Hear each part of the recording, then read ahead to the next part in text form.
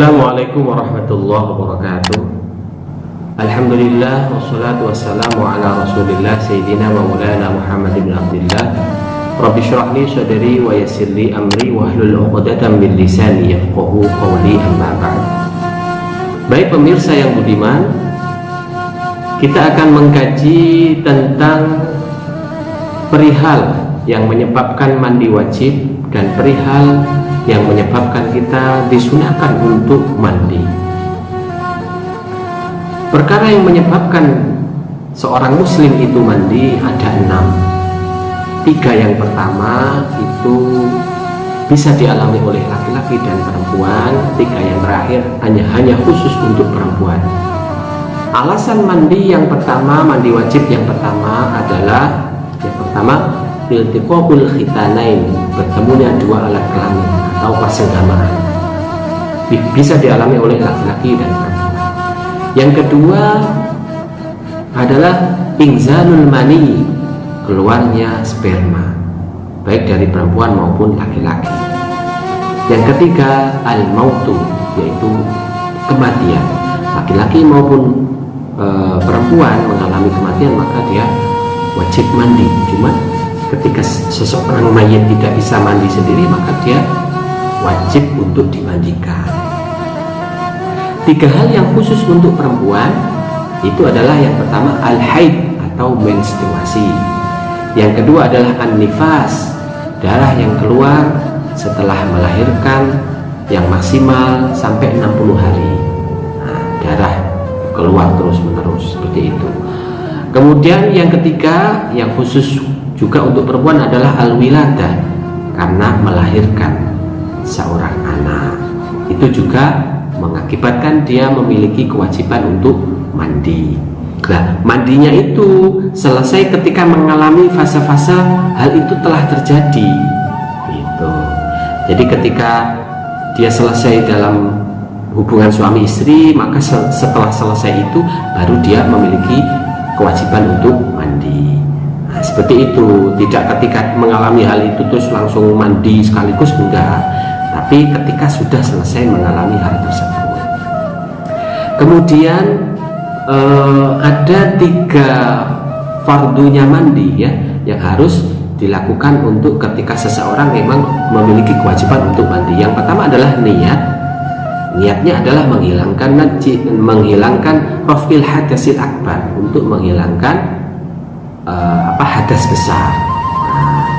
Yang kedua adalah izalatun najasah, menghilangkan najis ya, menghilangkan najis yang ada di atas tubuhnya, yang barangkali memang berada di tubuhnya atau di kulitnya atau dimanapun, itu dihilangkan dulu. Yang ketiga adalah isalul ma' illa jami'il badan wa ila sya'rihi wa ila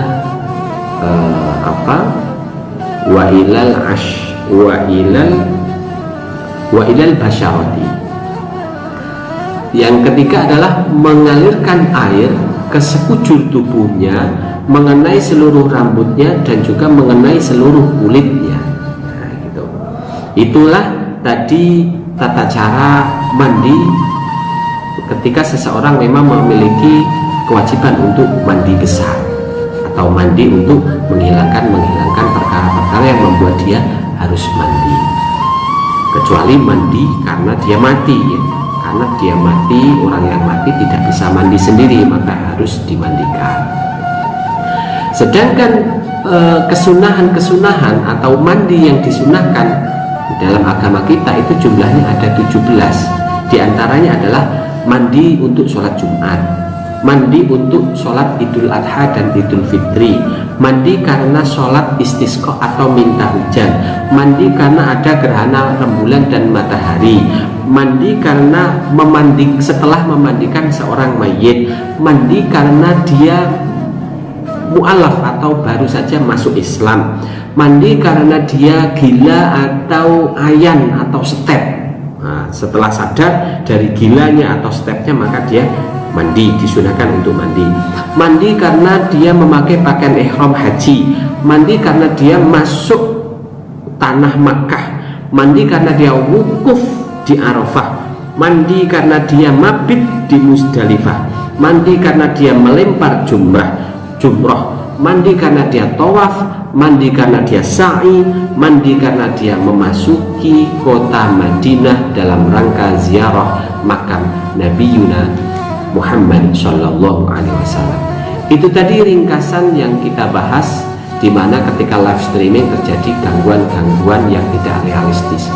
Mudah-mudahan waktu yang singkat ini bisa kita pahami bersama tentang materi hari ini. Terima kasih.